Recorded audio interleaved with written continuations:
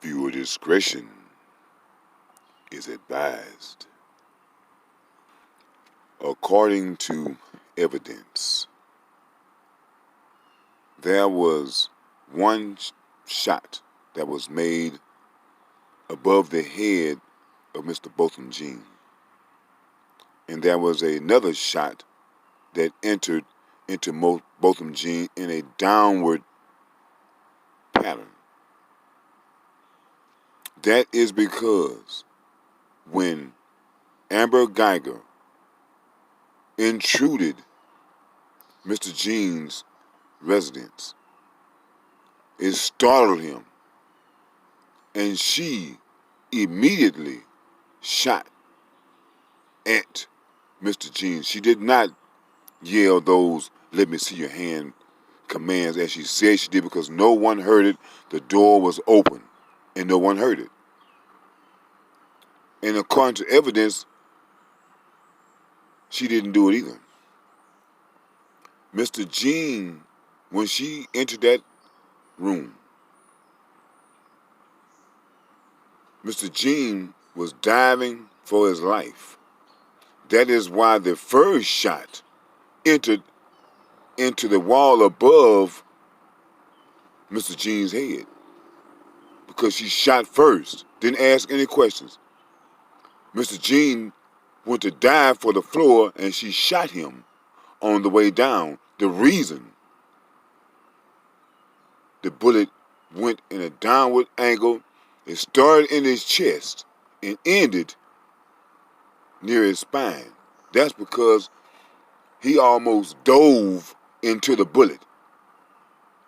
This woman is a liar. I am hoping that, I'm praying that they will see through all this mess, because we all can see it, that this is a murderer. And she's trying her best to get off. She has been caught in so many lies. But regardless of the lies, from day one, I knew that no one, especially a police officer, would make this type of mistake. Her expertise is supposed to be in being aware. And how can a police officer not be aware? On one time she was questioned, she said, well, that's just at work. In other words, whatever she learned on the force, she just applies that only to the job and not into her whole life. Everything I learned throughout my life, I applied it to my life. It's not just for work, especially when it's something that can save my life. I recorded the court appearance, but I did not tape all of it because I couldn't stomach all of it. I'm just going to play the re-examination by the prosecutor, because I could not stomach all of the lying, the fake crying, hollering about I got to live with this for the rest of my life. But the key word is you get to live. Mr. Botham did not have that luxury. Whatever words you say doesn't matter. You did not one time really apologize to the family for what you did. All you try to make is excuses for what you did when it comes to going into the wrong house. You only gave Mr. Jean 2 seconds after you opened that door and saw him. You gave him 2 seconds to live. You didn't check to see if you were in the wrong house. When you put your key into the door, you didn't even check to see, according to your testimony, if the light turned red or not. You said the door is cracked. That's one indication that it's not my house, because I wouldn't leave my door unlocked. And if you would have paid attention, well, I know you did, you're just lying. But when you put that card into the door, it would have flashed red, another indication that you were in the wrong house. When you ran and saw Mr. Jean, that was a third indication that you were in the wrong house. You did not bag up to see the numbers on the door. To you, Mr. Jean was some religious nut that smoked weed and played music all day while you tried to rest. You purposely went to that man's house, shot and killed that man, and not trying to hide behind the badge. And you were so tired, but you wasn't tired enough to go work. You wasn't that tired where you couldn't. You stayed texting your boyfriend, talking about second dicks and stuff. So you wasn't that tired. But let's listen to what's going on. Amber? Yes. You've told us about how you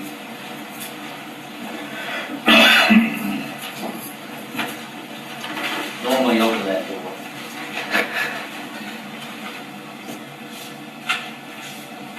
But it didn't happen that way, did it? That day. Okay. I want to go through a few things that happened at that door and in that room with you now, okay?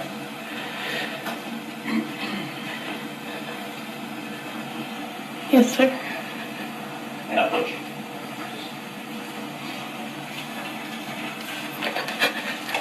And look, I need you to step back.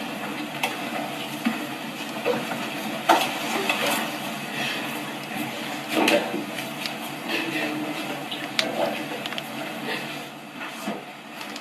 Stand right here. Okay. First of all, when you were walking down that hall, I want you to show the jury how you carry this equipment, okay?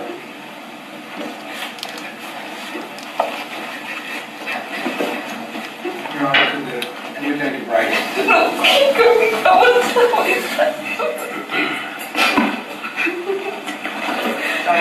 Please retire. All right.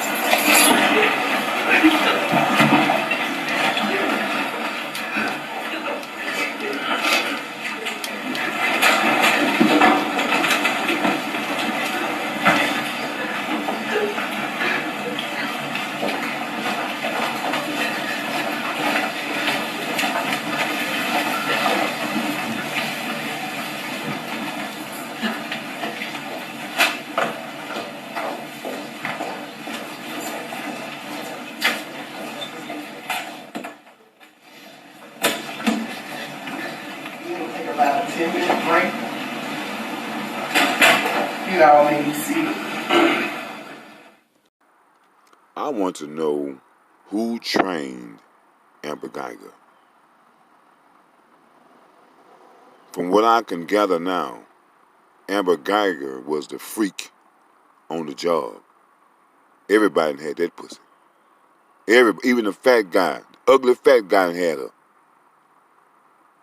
Because there is no way in hell she should be a police officer. She's panicky. She's nervous. She jumps to conclusions. She forgets what went on in her training. How did this woman get to be a police officer? I didn't know that police officers had casting couches.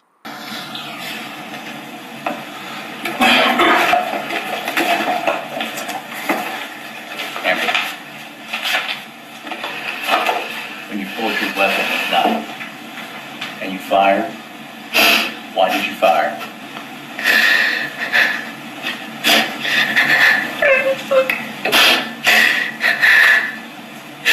So I was scared.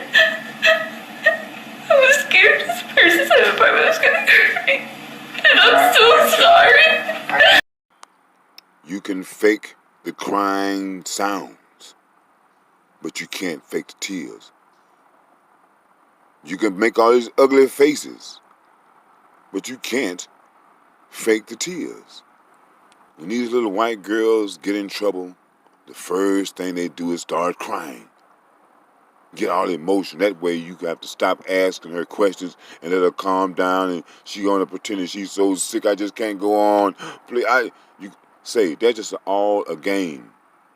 And any man that has dated a woman has had that game played on him. So you need to try another game, ma'am, because that is not going to work. Even I can tell how the judge looked at you. She's tired of your BS. Everybody can see that you are full of crap. I'm sorry. Ms. Guyger, could you please repeat your answer? I was scared. Whoever was inside my apartment was gonna kill me. And I'm sorry. I have to live with that every single day that I heard. I am praying that when she gets to prison, that the biggest, ugliest, manliest looking woman will grab her and just beat the fuck out of her ass. That's what I'm hoping. Sustained. Now that you know, you found out when you came around that counter and shot an innocent man. How do you feel about that? No police officer ever would want to hurt an innocent person. Again, I'm sorry. I can't understand. Ms. Guyger, let's take a second to collect yourself before this speak. Ain't nobody finna have sympathy on your ass. You might as well stop all that goddamn crying. Suck it up and come on with the truth.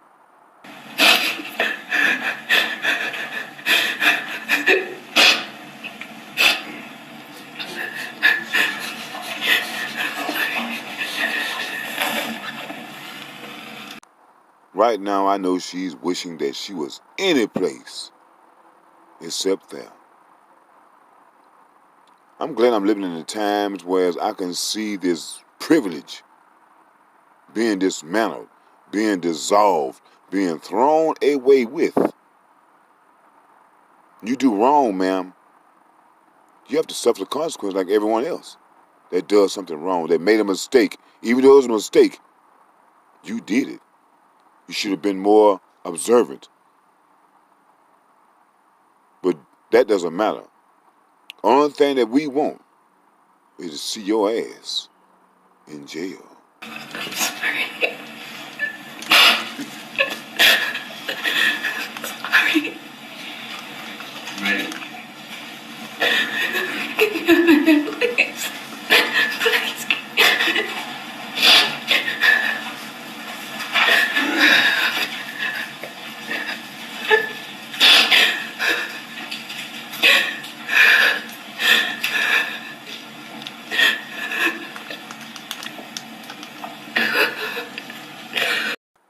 She's trying to make herself get sick with all this crying,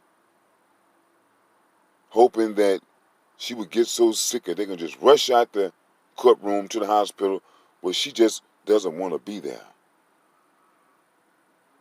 But just like you don't want to be there, the family of both and John wishing he was here. But because of your reckless and careless actions, Mr. Botham is not here, and you are about to go away.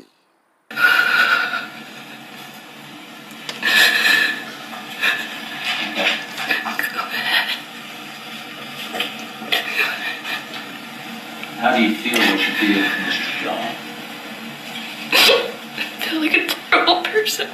I feel like a piece of crap.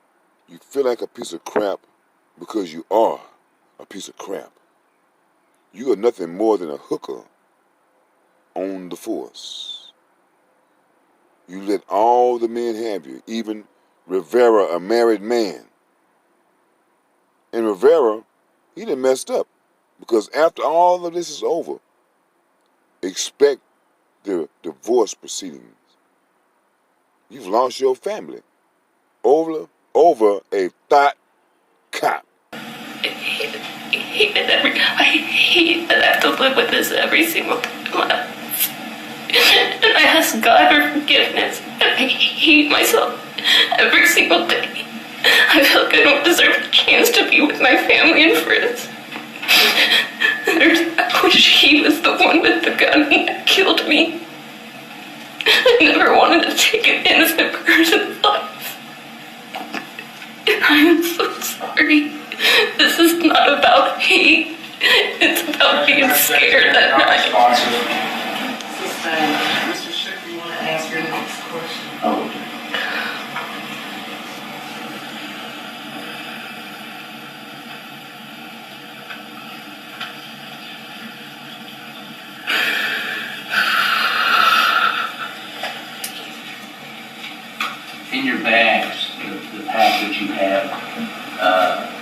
various bandages, things like that. Do you recall that? I knew they put them in there a while ago. Did you ever think about even using those during this incident? No. I was panicked. I was panicking. Yes, please. Good morning, Ms. Guyger. Good morning. I'm going to ask you several questions today concerning the events of September the 6th, and in particular your testimony that Mr. Shook and you just covered, okay? Yes, sir. All right, so at the very end, I'm probably going to go backwards. I'm going to start where you guys ended, and I'm going to move backwards. So one of the things that you obviously wanted to communicate to the jury is just about how bad you feel about what you did to Mr. Jean. Is that right? Yes, sir. Okay. Well, on the actual day, on September the 6th, 2018, you were captured a lot on body cam. Isn't that correct? Yes, sir. It's And true. in-car video. Isn't that right? Yes. Okay. Your Honor, may I publish the remainder of State's Exhibit number 10 at this time? Yes. So the representation that you've made today, crying very heavily about all the stuff that you did to Mr. John and how awful that made you feel. Did you feel that at the time on September 6th? Did you feel that kind of sympathy for him as well? Yes, I was.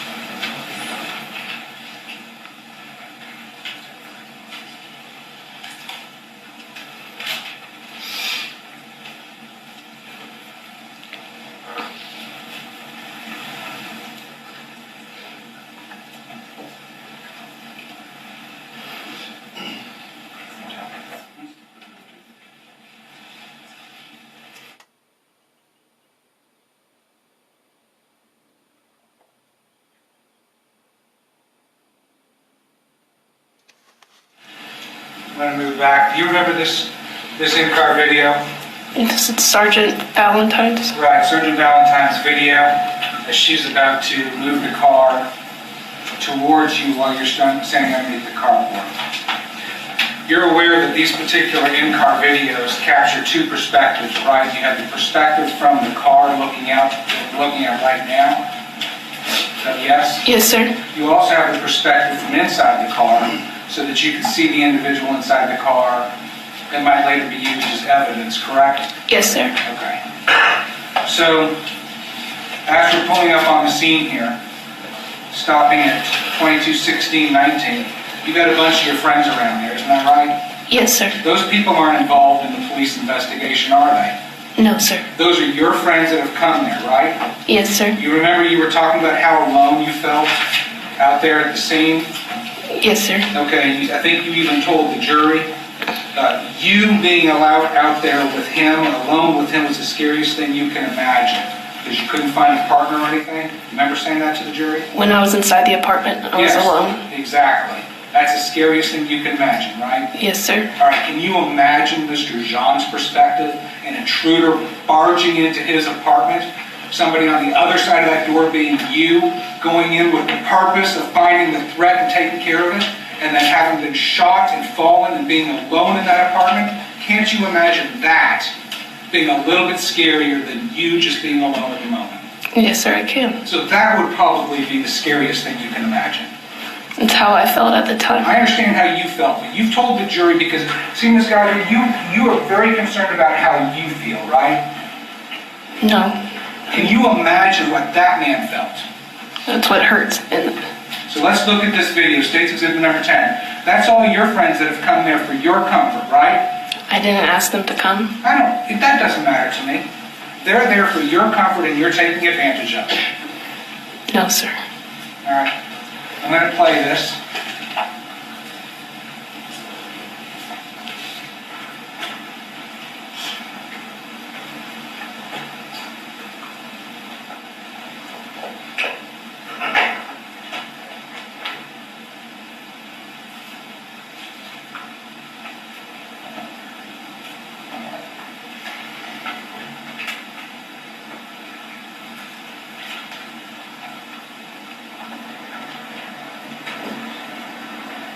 And that's Sergeant Valentine coming to get you away from your friends and take you to the car, isn't that right?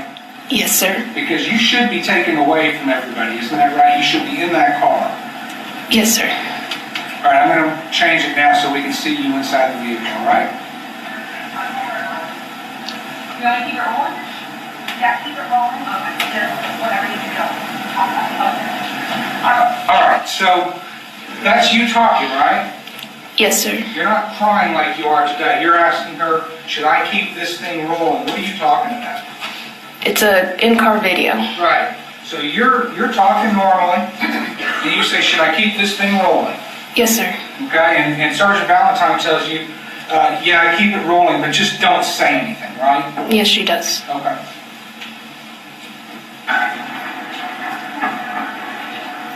What are you doing inside the car right now, Miss Guyger? I have my phone. What are you doing on your phone, Miss Guyger? I don't remember exactly what I was doing at that moment. Then you get out of the car, you go back over to your friends, don't you? I don't remember where I go to.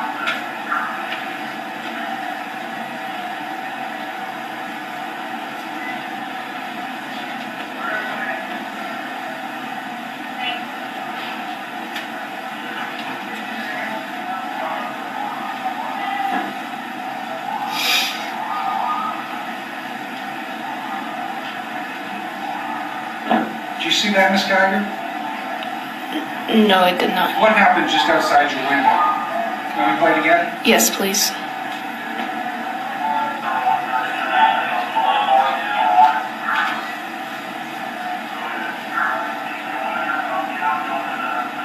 I want you to look out the window of the car door when you get back in and shut the door. I mean, there is a reason why you went back into the car, isn't there? I don't know. Okay, look what's happening just to the left outside that window as you get in and shut the door.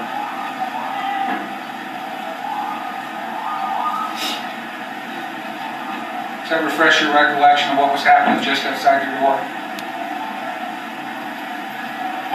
No. That's them carrying the dying body of Both and John right past the car. Isn't that the truth? Yes, sir. Okay. And what made you get in the car was them bringing the body down and walking right past you. Isn't that right? Yes, sir. All right, then. I'm going to watch it one more time. Mr. John is lined up being carried by paramedics, right? Yes, sir. You can see what you've done.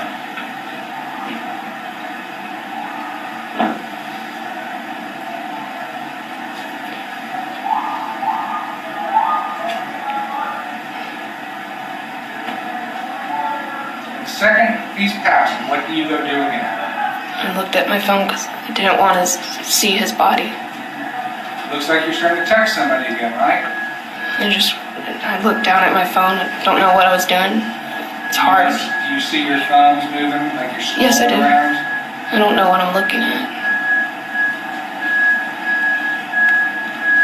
Thank you, Ron. You also said, Ms. Guyger, that a day or so after this particular event, Your Honor, I'm now approach the bench just to make sure I'm on that.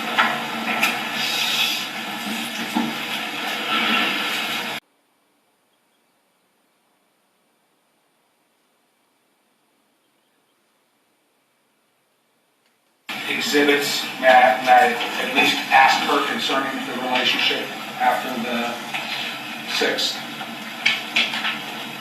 Yes. Okay.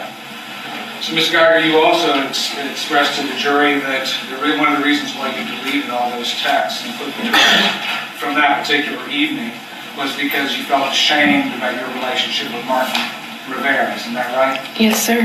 But starting on September the 8th again, even though with all the texts that you deleted before that, on September the 8th, you're again sending flirtatious messages with him, sexually oriented messages back and forth with Martin Rivera again. You know, we're talking about getting drunk. Isn't that right? Yes, sir. So, I mean, how long does this remorse on your part, this feeling about that what you've been doing is wrong, how long did that last? A day or two? It's lasted every day. So as this family is thinking about having to bury their son and their brother, 2 days after the event, you are already going back to talking about getting drunk and doing sexual things with Martin Rivera. Yes, I did.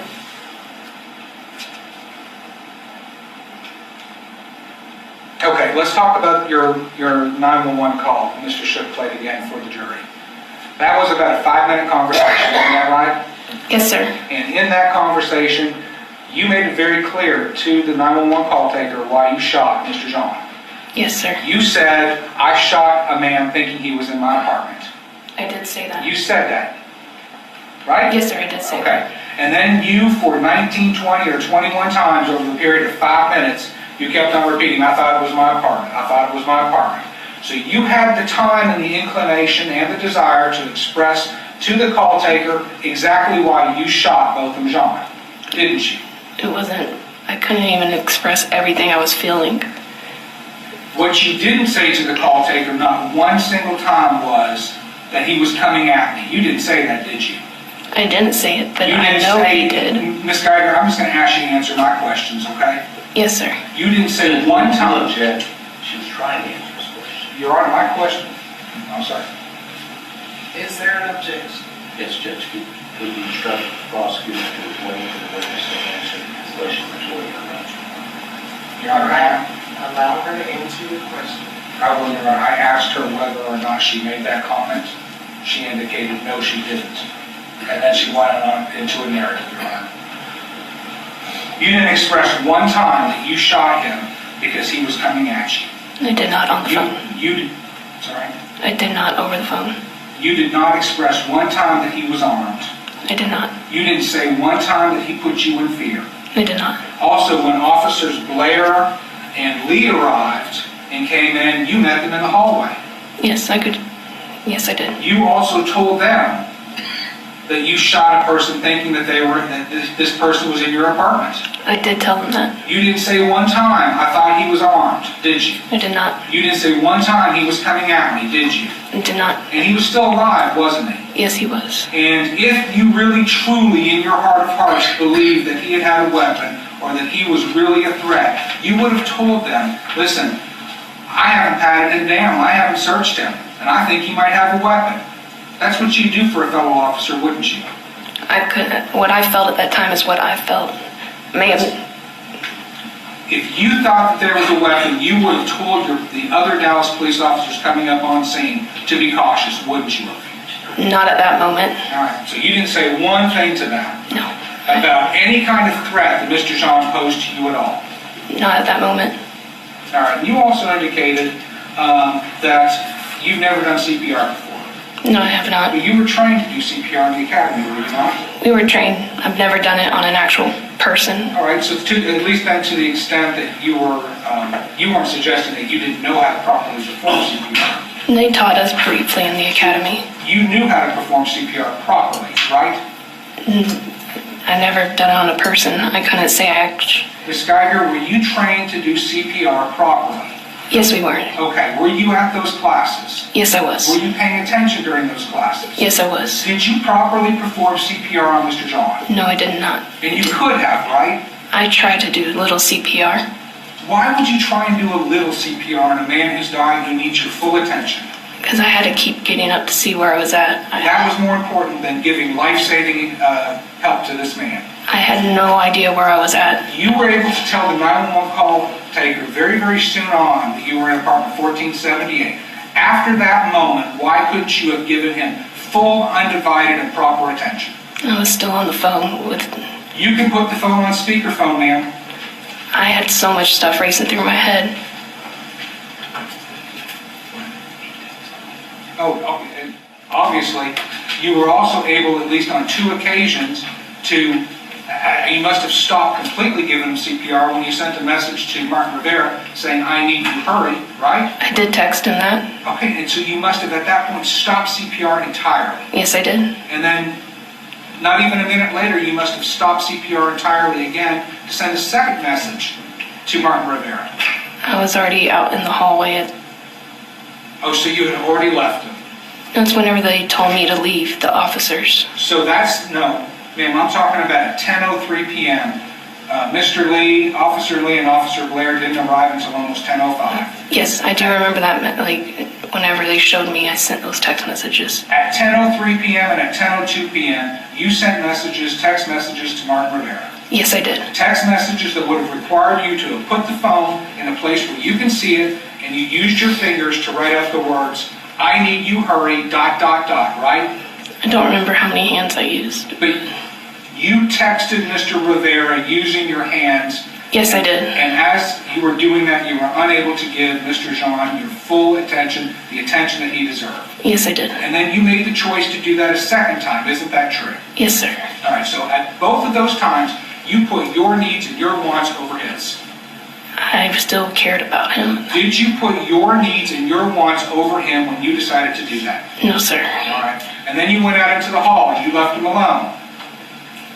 When I heard the officers coming, I stepped outside. So you decided to do something other than continue to give Mr. Jean life-saving measures. I wanted somebody there fast to get him You're not out. going to answer my questions, are you? Yes, sir, I am.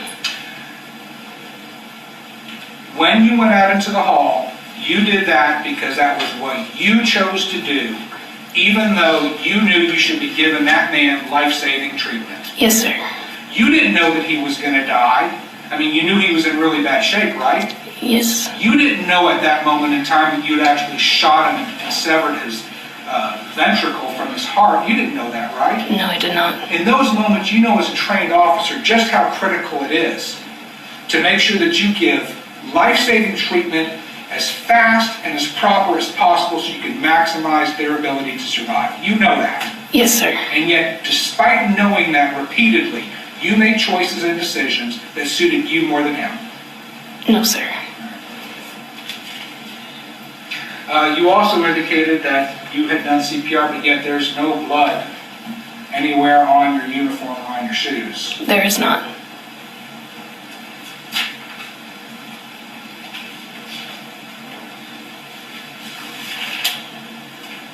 Okay. The next thing I want to talk about is you and Mr. Shook kind of recreated from your recollection what you were able to see inside apartment 1478, especially with respect to the movement of Mr. Jean. Is that right? Yes, sir. Okay, and I'm going to see if I can recreate this. So you said this was about 30 feet away, right? Yes, sir. Okay, and you said that you saw Mr. Jean doing some sort of a pacing thing, right? Yes, he was moving back and forth. Okay, how many seconds did this last? Very few. 2, 3, 4, 5? I couldn't give you an exact number. Okay, well, I want something a little bit as best you can give me. Maybe 2 or 3 seconds. Okay, 2 or 3 seconds, you're standing there at the door. The door is fully open, right? Yes, sir. The hallway that you're standing in with the door fully open, there's bright lights out in that hallway, isn't there? It's lidded. It's bright as heck, isn't that right? Yes, sir. Okay. And those lights were coming into Mr. Jean's apartment, which allowed you to see him doing this, right? I could see from it was just lit, so you could still see his movements a little bit from, I guess. I'm asking you a very simple question. From where you were standing in the doorway, you've indicated to Mr. Shook that you were able to see him standing at the back doing this, and you've indicated that was for about 2 or 3 seconds. Is that your testimony or not? Yes, it is. Okay. So you were able to see the furthest into the furthest reaches of his apartment from the door, and you were able to actually see him doing a very distinct motion. He was moving. Okay. And so then you said you saw him walking. Yes. Or coming towards you. Yes. Okay. And then you said that at about here, from here to where you were at the door, that's when you decided to shoot twice. Yes, sir. Okay. That's called a double tap, right? Yes, sir. Is that what you were intending? Yes, sir. That's your training, isn't it? It's what we're trained to do. It's training. Double tap maximizes the lethality of your shooting, doesn't it? Yes, sir. I mean, it's better than one shot to the heart. I just did what I was trained to do. Because you resort to training, right? Yes, I do. You rely on your training. Yes, sir. It aids you. Yes, sir. And in crisis, you resort to your training. Yes, sir. Okay, we're going to come back to that. So you indicated to Mr. Shook that Mr. Jean was standing about here, you're in the door when you shot him twice. You shot at him twice. Yes, sir. So is that going to be right there in the main hallway of that apartment, like when you open up the door? Let me just reorient this. So this is the door 1478, right? Yes, sir. You with me? Yes. It opens to the left, just like this, right? Yes. Right, so you're saying that you're standing inside, somewhere here around the door, and you see him coming from the very back, coming right at you. Yes, I did. Okay, so it's going to be in that main corridor, like if you compare it to your apartment, where your little baker's rack and your clock is, that main hallway, right? Yes.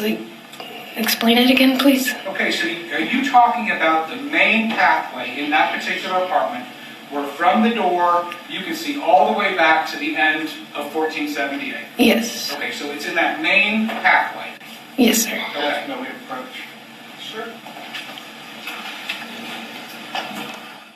And the front door where you were standing was right in front.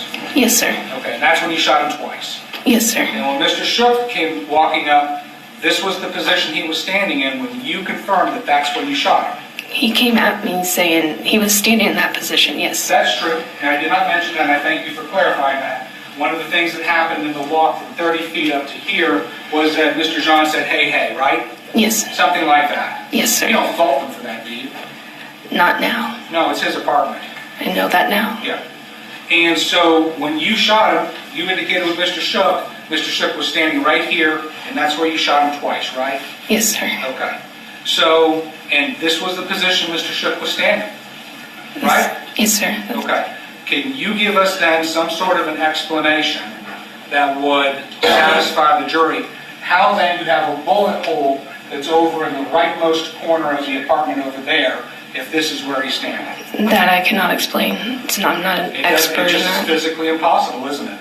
I don't know that for sure. Okay. Can you explain to me, you saw the medical examiner, right? You saw his testimony about the path of the bullet? I did. All right, so that would have indicated, stand up again.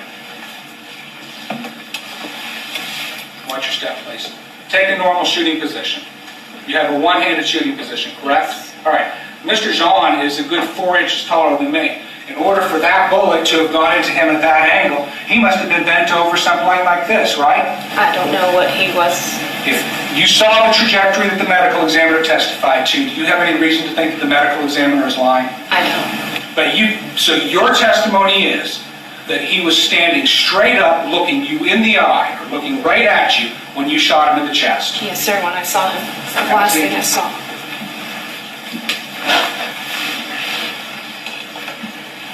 So you were looking at me right in the eye when you shot him in the heart?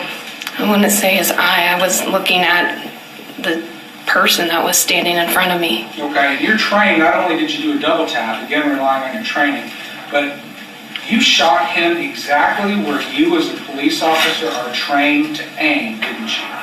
Yes, that's where we're trained. Were you trained to shoot a human being? Rephrase that? Where are you trained to shoot a human being? In the center mass. That's right. And you're trained repeatedly when you qualify to shoot at an individual center mass if you wish to stop them. Yes, sir. All right, and you know what a bullet is, don't you? I do. So you knew when you were shooting that gun that you were using deadly force against Mr. Jean. Yes, it was a threat at the time. Ma'am, will you answer my questions, please? Yes, sir. When you shot at Mr. Jean, you knew you were using deadly force against him. Yes. You know what a bullet can do, don't you? Yes, I do. And when you shot at him twice, you intended to kill him. Yes, sir. All right. So all this stuff about it being a sad mistake, at the moment in time when rubber meets the road, when you pulled that trigger, you intended to kill Mr. Jean. He was the threat. Yes, sir. Will you answer my question? When you aimed and pulled the trigger at Mr. Jean, shooting him in center mass exactly where you are trained, you intended to kill Mr. Jean. I did.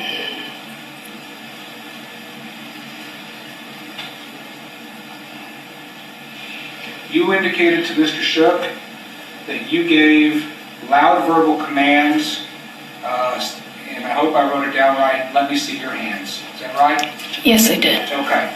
And in court today, you've been somewhat soft-spoken, but I know as a police officer, you have an outside voice, don't you? I do. All right. So when you say and you give loud verbal commands, your loud verbal commands weren't like you told this jury today, were they?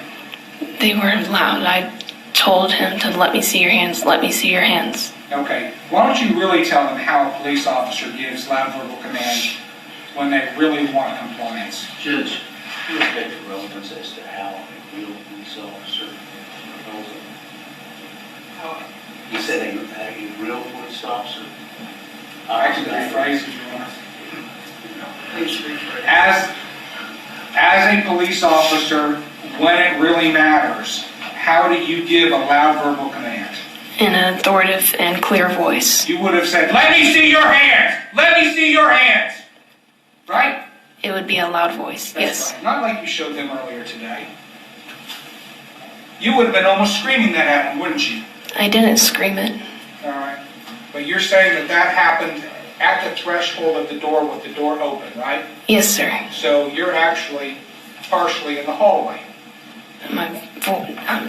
Yes, I guess you can say that. Okay? You're not fully in the apartment and you're not fully in the hallway. You're right in the middle, right? Yes, sir. You understand that neighbors say that they can, all the neighbors that testified along that hall who are closest to Mr. Jean, Yes. the people that live, the ones that we call as witnesses are the ones who live across from him, next door to him, the closest as we could find possible of 300 people that live there, right? Yes, sir. Not one of them heard you say that. I can't tell you why. Well, it's because you didn't say it. Not true, sir. I want to talk to you now about the decision before you actually went in. So, again, I want to go over what you told Mr. Shook, okay? You said, and I'm going to use this again as the door to 1478, all right? You said it was slightly ajar, and that you noticed that, right? Yes, sir. And you said that you put the key in with your right hand. You noticed the red light blinking, didn't you? No, I did not. Okay. But when you did that, the door, even though it's weighted and it's going to close on its own, pushed open a little bit, didn't you? The force of me putting the key in opened it. Okay, so that force, but you said that just from that small amount of force that you put just to put the key in and the door opening a little bit, you could hear movement inside, like shuffling or moving around. Yes. Okay. And then you said you made the decision at that point, from that perspective, I wanted, as the door began to open, I was wanting to find the threat. Yes, there was someone in my apartment. Right. And you knew that before this door had been fully open. You wanted to find the threat and fully open that door, and that's when you saw Mr. John. No, True? sir. No, sir. It happened so quickly. You said, I put the key in, and I hear moving around. As the door began to open, I wanted to find the threat. As the door was opened fully, that's when you saw the silhouette. Yes, sir. So you knew from outside that door, with the protection of that door between you, that there was something inside that was making noise. Yes, sir. Okay. So here were your options then. Your options were, at this point, to go in and find the threat, or your option would have been, I'm going to back off, I'm going to take a position of cover and concealment, and I'm going to get some help out here. Those are options, right? They are. Okay. But you chose option A, which was, I'm going in to find the threat. That was the only option that went through my head. I was at home, and Ma'am, will you answer my questions? Yes, sir. You chose to go in and find the threat, even though you were in a position to have taken cover and concealment, right? No, sir. Your training, which you've told this jury several times now, that you revert to. You've told them that, right? Yes, I have. You rely on that training, is what you've said. Yes, I do. That's why you pulled the gun when you pulled the gun, right? Yes, sir. That's why you keep your right hand empty. Yes, sir. That's why you backed your truck in, correct? Yes, sir. Because that's what police do, right? Yes, sir. But you're telling me at the most critical moment of the entire thing, your training just abandoned you. No, sir. No. Because your training says that when you're at this point here, for officer safety, to maximize your safety, do not go inside that apartment. On a call. Ma'am, your general orders indicate that you are on duty 24/7. They do. And you know that that training is designed for your safety, first and foremost. Yes, sir. And that's not only what your orders are, that's how you guys are trained. Yes, sir. So for your safety, you should have taken a position of cover and concealment and got help. And instead you decided to go in. Yes, I did go in. You had a police radio on you, didn't you? I did. Did it work? It did. You live 2 blocks away from police headquarters. Yes, sir. You know that when you call out as a police officer, the number one thing for every other police officer is to come and help you if you say that you need help. Yes, sir. You know that the response time on this call was about 2 minutes, and bodies were at the apartment. Yes, sir. So you could have taken a position of cover and concealment. You could have called for help on your radio, and you could have had the cavalry there in 2 minutes. I could have. You could have had SWAT mobilized. They could have. You could have had K-9 mobilized. They could have also. Right. And had you done any one of those things, Mr. John will probably be alive today. Right? Yes, sir. Nevertheless, you wanted to go in and find the threat. And that's exactly what you did, right? I did that. And even after you opened the door, even though you had all those options before the door was fully open, even after that door was opened, you told the jury 30 feet away, you're seeing Mr. John at the furthest back point of his apartment doing some sort of a side-to-side motion. And Right? I saw a silhouette.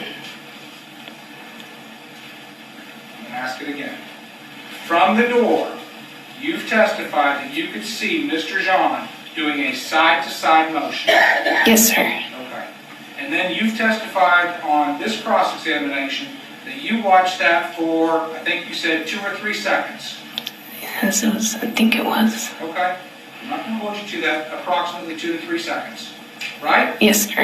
In that 2 to 3 seconds, let's just watch it. 1, 2, 3. In that 2 to 3 seconds, you could have done that too, couldn't you have? I You could could have done that as well, couldn't you have? do what? You could have backed away and let that door shut on its own. I could have. You could have done that. Yes, sir. You chose not to do that. No, sir. Instead, you chose to pull your gun, to level it off and shoot at Mr. John. I did do That that. was your choice. It was my choice. Even though you could have backed off at least twice now to a position where you would have been more safe and he would have been alive. I could have.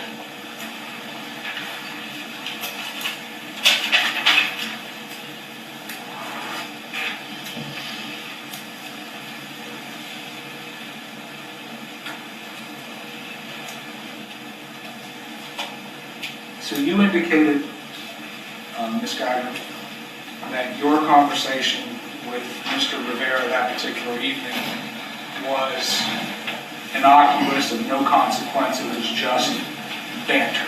Yes, sir. You indicated that, in fact, you didn't pull over once you entered your parking garage, that you drove up and parked in that space where we see your pickup truck on the 4th floor. I did not pull over. Let me just ask the question again because I just want to make sure I understand it. Are you telling this jury that when you entered the parking garage, you drove all the way from the gate up to the 4th floor, backed in just as we see your pickup truck? I did. Okay, without making any kind of stops in between? No.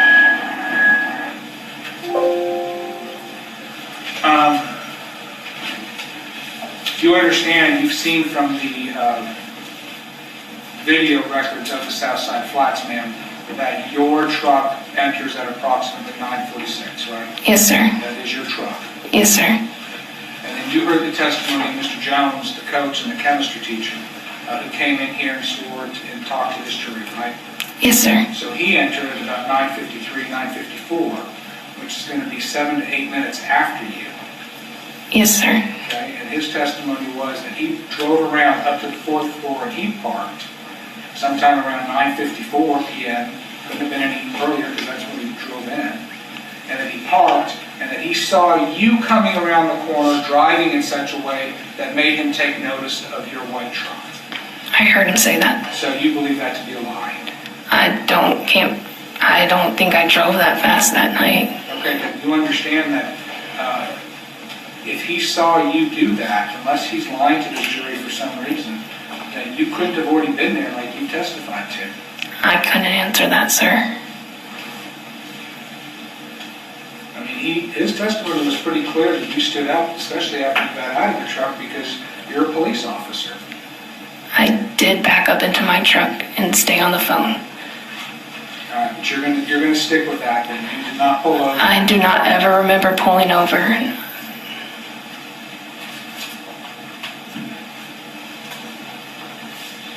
You said that another thing in this conversation that you were having, Mr. Rivera, because it was a rather long one, right? 16 minutes and 44 seconds. It was a pretty good conversation. Yes, it was. Y'all were talking about, the arrest that had happened that he was part of, I guess, after he had left is what you all were talking about for that period of time.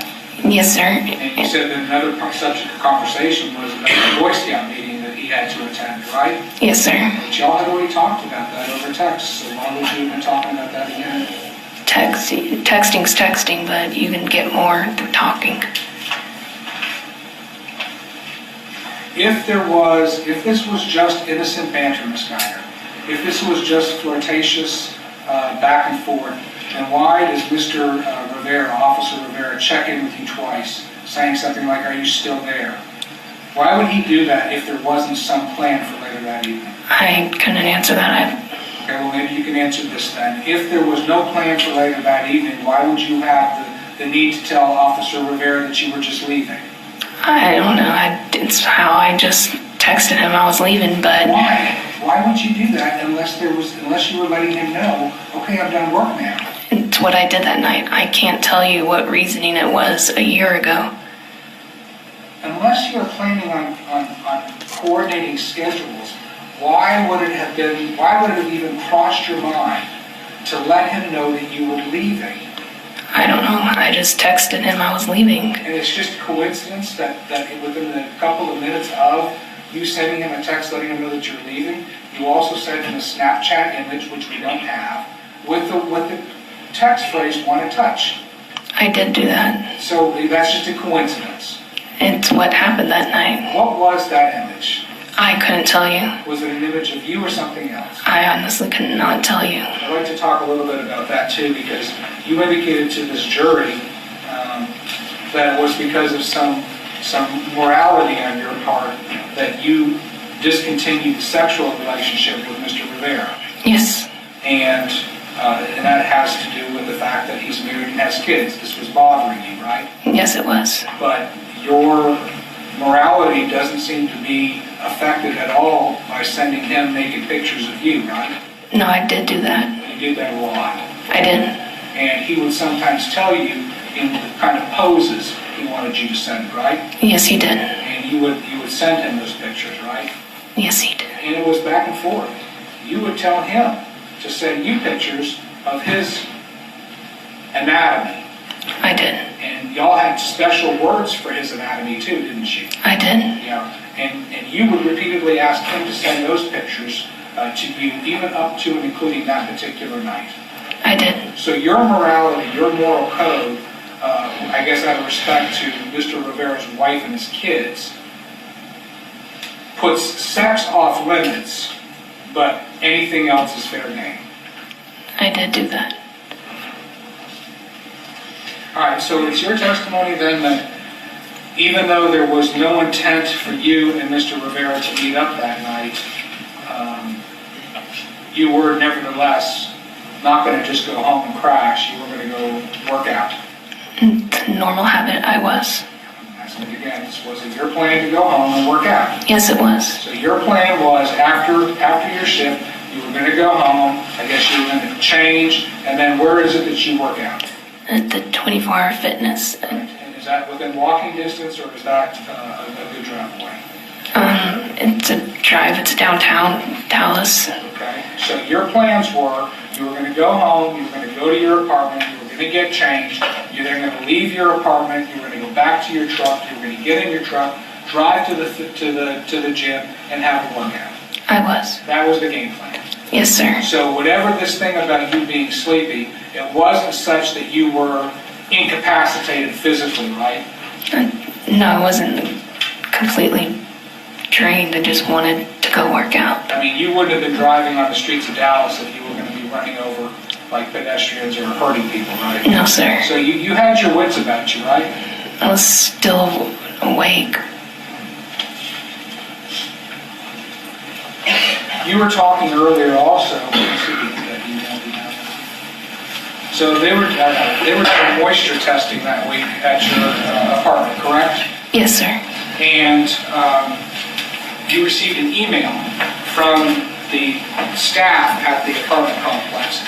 And I think your testimony was that you guys were made aware that they were going to be doing certain testing, and then you testified that it was going to be like between the hours of, what did you say, 8 to 4, 8 to 5? 8 to 4, around there. Or 8 to 5. So you can remember that there was a specific time given, right? Yes. Can I approach this witness, Judge? Yes.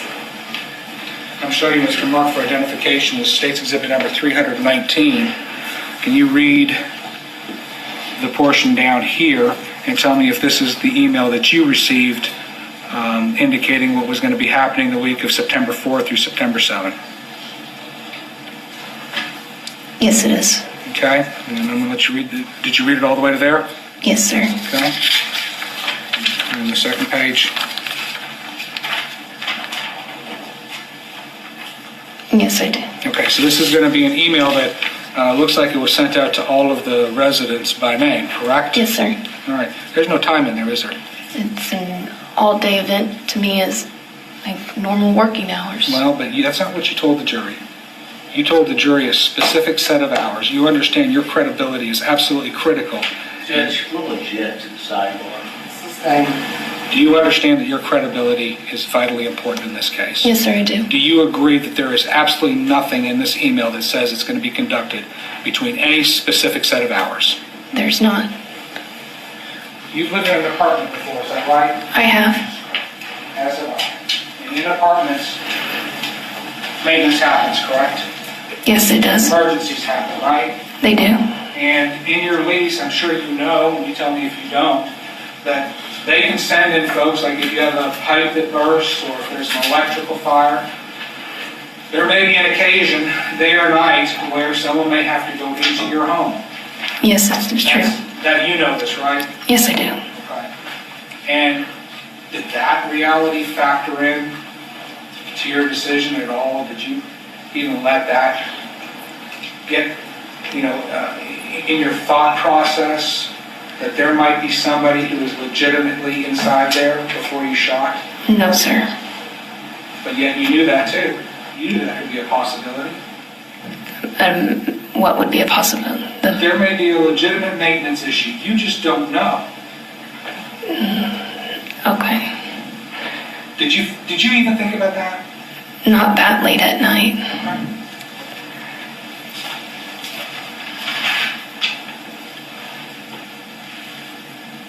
Okay.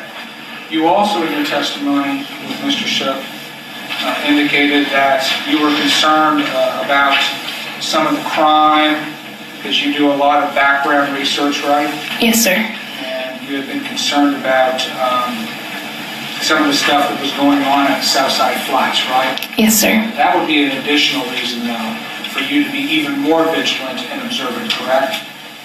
You could say that. I mean, Ms. Guyger, are you aware that you've got over 3,250 training hours? Yes, sir. You are not like a regular citizen like me. You've got thousands of hours of police training, right? Yes, sir. Your job requires you to be observant and aware of your situation, right? It does. And as a matter of fact, your job with CRT, the interview position, The only reason why you could be there is because you showed an acumen and a skill for things like observation and situational awareness. Yes, sir. Right? Yes, sir. When you were talking with Mr. Shook on direct examination, you had indicated, that this place here caused you some concern because of all of the bad stuff that was going on, right? I did. You remember having a conversation, you know a person by the name of Chamberlain? Yes, sir. All right, you remember having a conversation with Chamberlain by text on August the 21st of 2018, where he asked you, how do you like your new place? I do not remember that, May I sir. approach the witness? Yes. Ms. Guyger, would you take a look at this text exchange and tell me if this helps refresh your recollection with Mr. Chamberlain?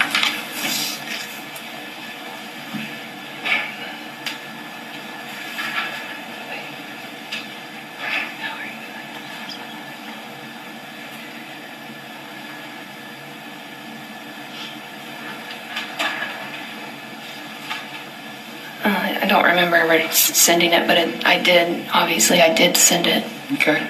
And when asked about how you felt about the Southside Flats, your response to him, again on August the 21st, was, I'm liking it, right? I did. And then you said, few homeless here and there, and a lot of hippies smoking weed.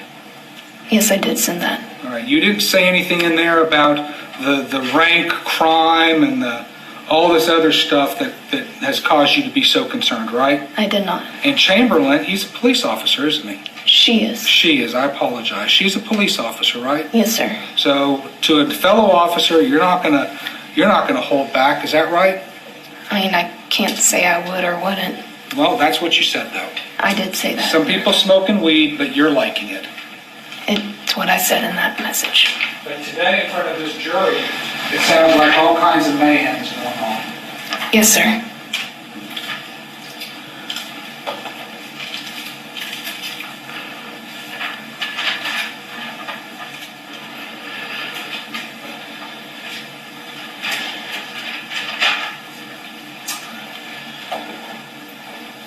You remember when you were testifying on direct with Mr. Shook, on a couple of occasions you indicated that you wanted to become a police officer because you wanted to help people.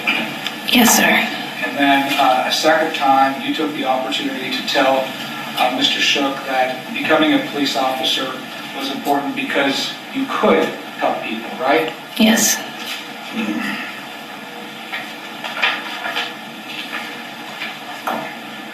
Do you recall working the MLK parade on January the 15th, 2018?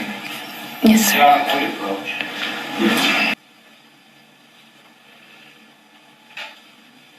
Ms. Guyger, this is a view outside of apartment 1478, is that right? Yes, sir. Do you see that bright red floor mat there? Yes, sir. You don't have a floor mat in front of your apartment, do you? I do not. Would you agree with me that there is no other bright red round floor mat It anywhere on the third floor or the fourth floor as best you can recall? doesn't appear that way. And you see these doors right here and this wall column right there? I do. That's exactly the same as it is for your apartment, right? You know that they're there. Yes, sir. Okay. And that would have been a perfect place for you to take cover and concealment, stepping back just a couple of feet from that door, had you chosen to do that. It could have.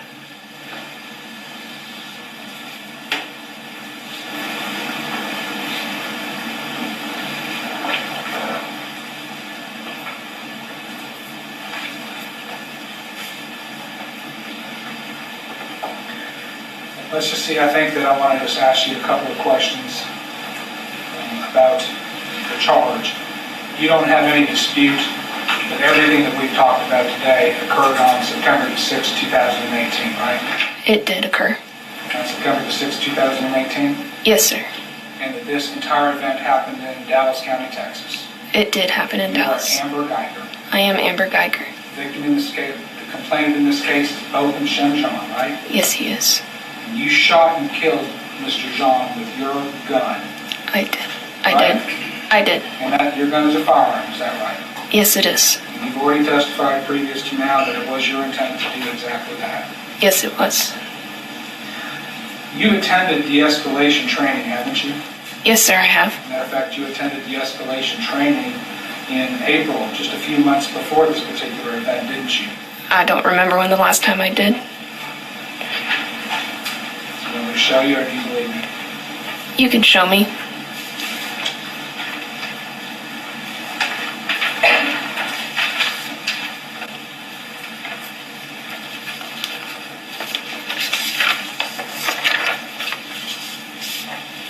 Did you?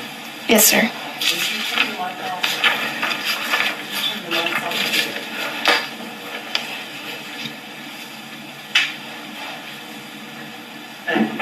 Sorry. Does that refresh your recollection of when you took de-escalation? Yes, sir. What was the date? 4/25 of 2018. How many hours was that class? 8 hours. That was important to you, wasn't it? Yes, sir. You understand that policing as a whole is trying to adopt more of a de-escalation approach when circumstances permit, right? It does. And in that particular case, in that particular class, did you pay attention? I don't remember everything they went over in that class. Do you recall them emphasizing to you, take advantage of time, to buy time so that additional resources can be obtained for your safety and for the safety of the people that you're dealing with? I don't remember hearing that then. All right. You recall that class, the criteria about anything turning assumptions into facts? I do not. Well, tell me what it is. I'll tell you what, instead of me telling you going through the curriculum, what did you get from that class? I don't remember what was said. It's been a while since I've taken that class. But you're supposed to attend these classes and then take from them tools and tips that you can take out into the community so that you can be a better police officer, right? Yes, sir. But And you understand de-escalation is vitally important, especially to major segments of our community. I do, sir. So what did you take from that class? I can't remember back then. It's been over a year. Did you change any of the way in which you did business before, after No. taking that class? No, I could still, like, then it would be easier to remember, not now.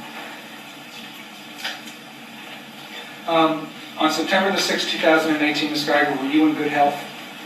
Yeah, I would say so. Yes, sir. Okay, you worked out, you kept yourself in good physical shape, is that fair to say? Yes, sir. You weren't feeling ill that particular day?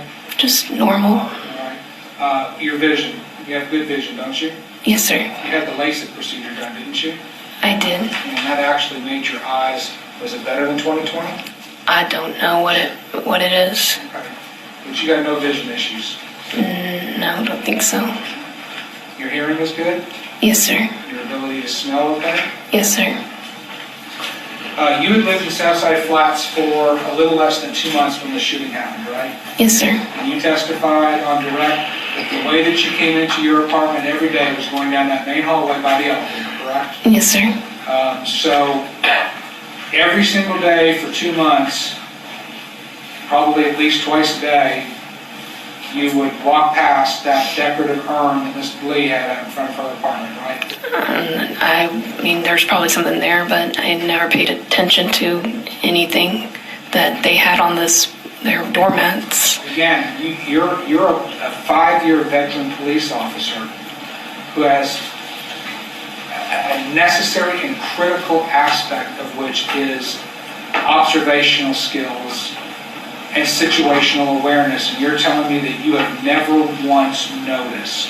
I probably noticed it, but I didn't ever, it was just there. It was something that was probably commonly there, but you never stared at it for a long period of time. You also know where the apartment numbers are on the signs next to the door, right? In the top left. Right. I mean, it's not like you're a first-time person coming in. You know, and you knew on September the 6th, 2018, exactly where apartment numbers are located on the signpost. Yes, sir. All right.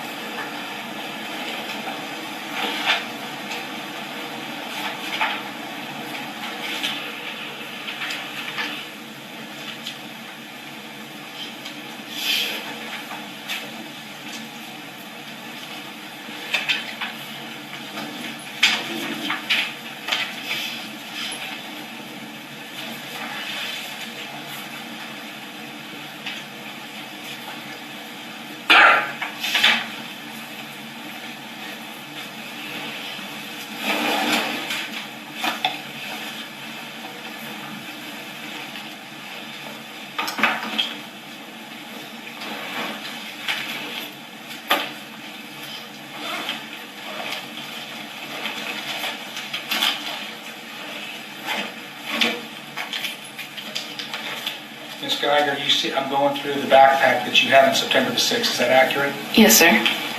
Ma'am, are the contents of this backpack as they exist in this courtroom right now going to be the contents that existed on September the 6th, 2018? Yes, sir.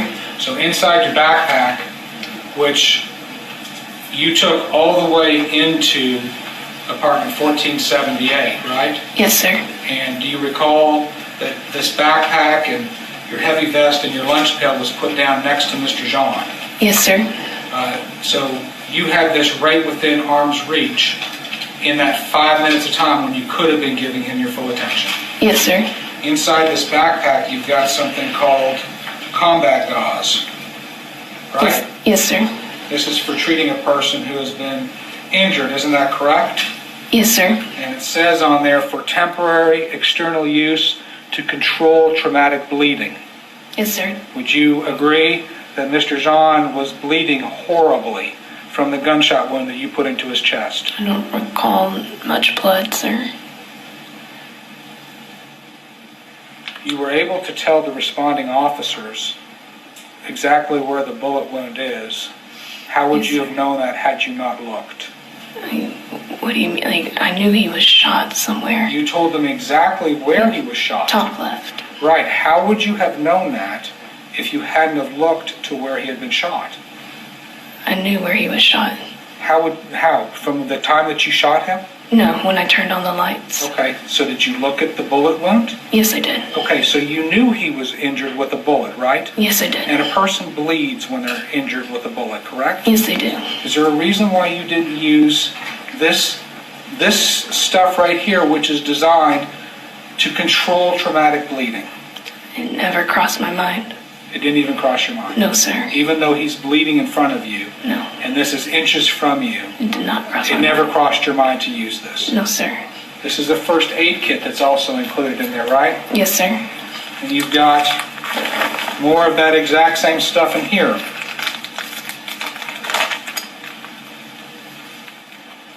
Hemostat gauze dressing for bleeding control. Yes, sir. That's also unopened, isn't it? Yes, sir.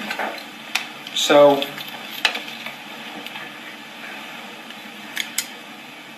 other than, I'm trying to understand this, other than with just one hand periodically with interruptions doing some compressions, did you really do anything else to try and help Mr. Jean? The sternum rub.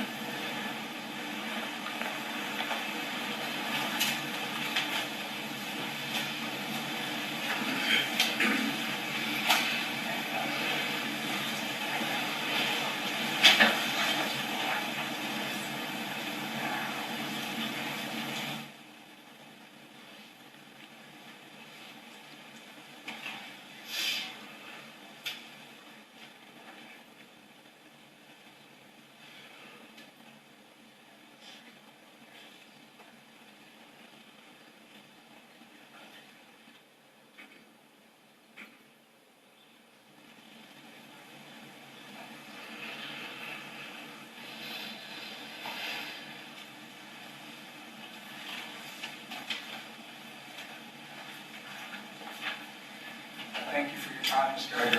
Thank you, sir. Pass the witness. Remember when you were walking down,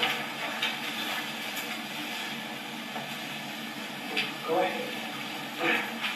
when you were walking down that hall, on your way to the apartment, what was your state of mind? What were you feeling?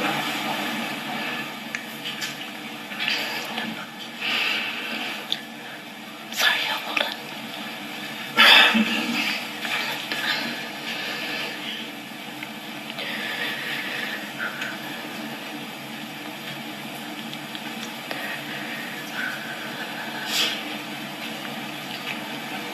I was calm. I was relaxed. Were you paying attention to mats, things, doors, anything like that? I was just going home, so all I wanted to do was go home. Mr. Ernest asked you questions about burglary calls, taking cover, asking for backup, asking for K9. Did you feel in any way this was a burglary call you were responding to? No, I was responding to my own home. What were you thinking when you and that door began to open when you took the fob? I was at my apartment. When you heard rustling inside as that door opened, did you stop and wait outside and think about what you were hearing? No, I went in How quickly was that happening? seconds. What was your thought when you thought you were going in your home and the door opened? And somebody was inside. Were you thinking as a policeman answering the burglary No. call at all? I was thinking I was relaxed right before, and all of a sudden I come home, and then there's somebody inside my apartment. My heart rate just shot up. All these other things Mr. Ernest asked you about calling for backup or retreating to cover, any of that in your mind when you were face to face with this person you saw in the back? No, I didn't have to. I was going home. It wasn't a call. Mr. Herman said, had you estimate times? Did you have a stopwatch at all when you timing any of this, or what was that? No, sir. It was just happening quick. It was quick. That's all I can say. It was seconds.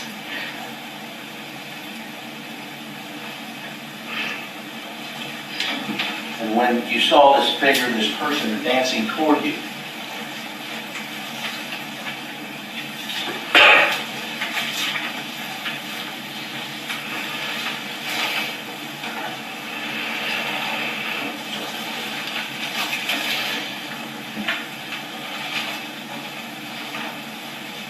let me show you stage 100.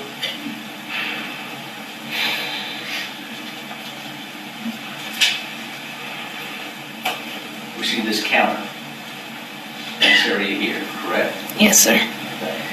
Where was this person when you made the decision to shoot? Right in front of the armrest of the couch, but in front of the counter still. Somewhere in this area? Yes, sir.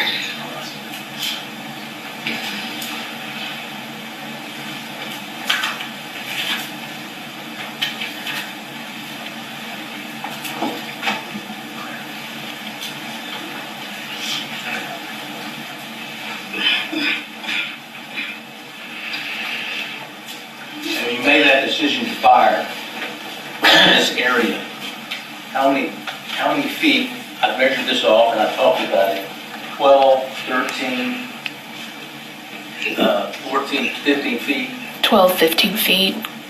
The area I'm in now. Yes, sir. From where I was standing. That was the distance between you and him. Yes, sir.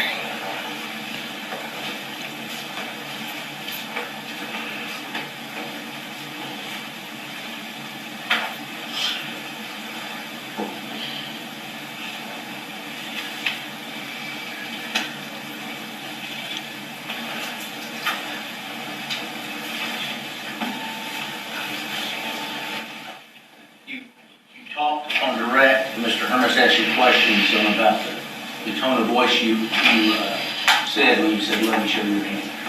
Let me see your hand. Yes, sir, I did. All right.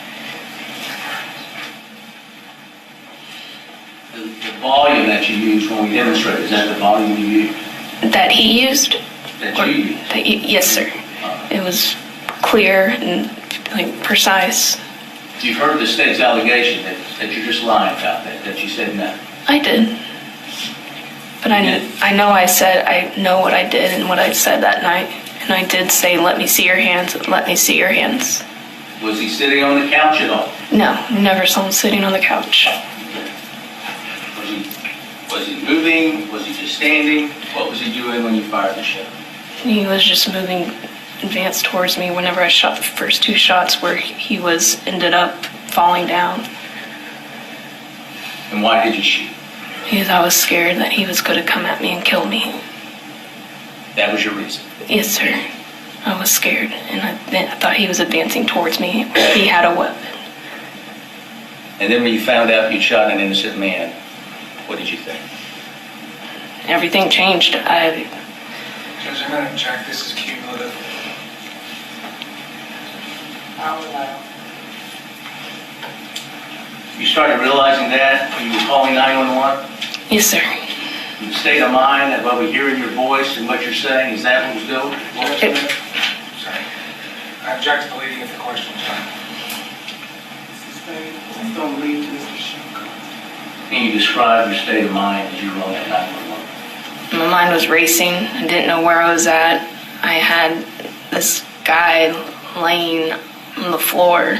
I wanted paramedics. It was so much processing through my mind. I would never want anybody to ever have to go through or even imagine going through what I felt that night. Just, you can't think you forget so much now.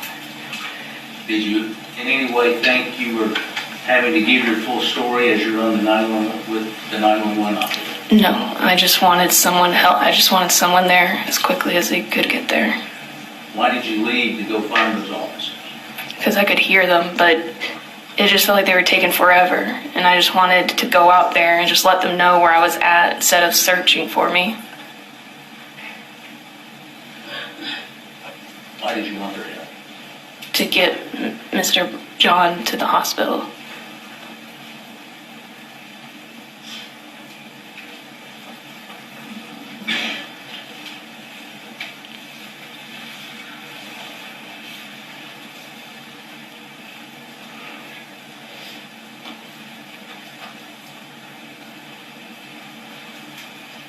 I'll pass it with Ms. Guyger, did you? Hold on. Before we resume your cross-examination, we're going to take our lunch break. We'll start back at the end, 10 minutes after 1. All right.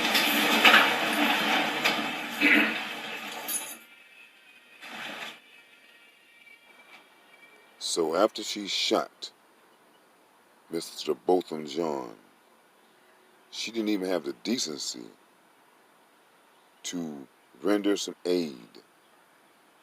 That's because she did not want Mr. John to live. Because we have known the real reason why she went into this man's house and shot him. I think the woman is lying. I saw too many times she was caught in the lies. So I want to know, what do you think?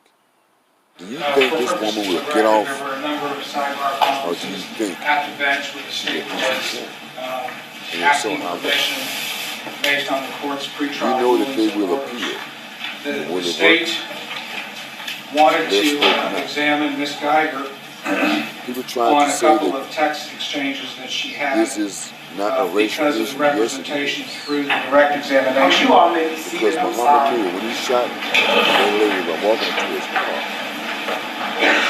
So the representation to the jury through He's found him the direct examination was that Amber Guyger, the defendant, wanted to be a police officer because they help people, and she later offered, I believe on her own, that as a police officer she could help people. There were two text messages that I think that are directly Not only that, relevant she did not stop to and bring any aid. She went outside discrediting that on the phone representation. texting. I've marked them for purposes of this hearing as State's Exhibit 317 and 320. Gets the maximum. The court knows what they say, so I see no reason why And I then should some. speak them out loud, but Because I know the I'd like them to civil be part of the suit is record. coming This later. way. You said So I'm going to 317 stick it to her. Yes, ma'am. and 320, Yes, ma'am. and it's 317 and email cable. Yes, ma'am. Police officers continue to get there so afraid And then and the fearful. 320 is the one concerning the, Feel so scared to get another job. All of these jobs are not meant for the everyone. state would request Everyone permission cannot to be clear up that representation in front of the jury. I think that these show a completely different So maybe she needs a job as a state of mind of the defendant and what she thinks that police and the citizens, how they should be. When I saw her walk, I was wondering why And she as I was stated here at humped sidebar, over. was not going to That's allow. because she getting humped on all the time. While we're at lunch break, I was This doing woman more never wanna research, slept but I think on the that job. was entirely They know it, that's why they protect them. They prejudicial don't want to value just give you a outweighs slip. over the value. They can get their rocks What off. state 17, 317, and 320 Amber Guyger never might won add that. to the ultimate question. We're going to the find jury will out. have to Well, we already know decide. that now because I'm the tape. I understand, Your Honor. We'll see you all at 10 after 1. There's a lot more to this woman. And as I say, Who is the one that trained her? Who signed the damn certificate? This woman does not belong in the police department. This woman does not deserve to have a firearm. I blame whoever the person was that trained her, and I blame the people that allowed her to become a police officer. Y'all tried to keep her all tucked away and hidden, you little freak. But somehow or another, fate made it where she was going to be exposed. And the person that helped her along